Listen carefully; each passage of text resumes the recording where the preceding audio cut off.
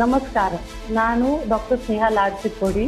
ನಾನು ಎಂಡೋಸ್ಕೋಪಿಕ್ ಮತ್ತು advance laparoscopic surgeon ಇದೆ. ನಾನು ಸರ್ಜರಿ ದುರ್ಮಿಂದಿಂದ ಮಾಡ್ತೀನಿ.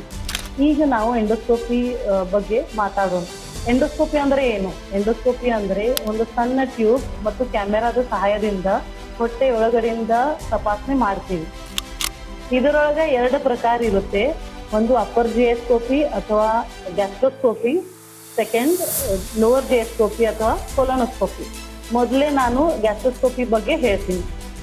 ಗ್ಯಾಸ್ಟ್ರೋಸ್ಕೋಪಿ ಅಂದರೆ ಏನು? ಗ್ಯಾಸ್ಟ್ರೋಸ್ಕೋಪಿ ಅಂದರೆ ಸಣ್ಣ ಟ್ಯೂಬ್ ಮತ್ತು ಕ್ಯಾಮೆರಾದ ಸಹಾಯದಿಂದ ಬಾಯಿನಲ್ಲಿ ಅದು ಸ್ಕೋಪ್ ಹಾಕಿ ಅನ್ನನಲಿಕಾ ಮತ್ತು ಜಠರ್ ಮತ್ತು ಸಣ್ಣ ಕರಳನ್ನು ನೋಡ್ತೀವಿ. ಅಲ್ಲಿ ಏನು ಅಲ್ಸರ್ ಅಥವಾ ಏನು ಗಂಟಿದೆ ಅದು ನೋಡಿ ಅದು ತಪಾಸಣೆಗೆ ಕೊಡ್ತೀವಿ. ಯಾವ ಪೇಷಂಟ್ಸ್ನಲ್ಲಿ ತಪಾಸಣೆ ಮಾಡಬೇಕಂದ್ರೆ ನಿರಂತರ ಹೊಟ್ಟೆ ನೋವು, ನಿರಂತರ ವಾಂತಿ ಬರ್ತಾ ಇರೋದು, ವಾಂತಿನಲ್ಲಿ ರಕ್ತ ಬರ್ತಾ ಇರೋದು, ತಿನ್ನಿರೋದು ಊಟ ವಾಪಸ್ ಬರ್ತಾ ಇರೋದು ಅಥವಾ ಎದೆಯುರಿ ಇದೆ, ಈ ಪೇಷಂಟ್ಸ್ನಲ್ಲಿ ಈ ತಪಾಸಣೆ ಮಾಡಬೇಕು. ಈಗ ನಾನು ಕೊಲೊನೋಸ್ಕೋಪಿ ಬಗ್ಗೆ ಹೇಳ್ತೀನಿ. ಕೊಲೊನೋಸ್ಕೋಪಿ ಅಂದರೆ ಏನು?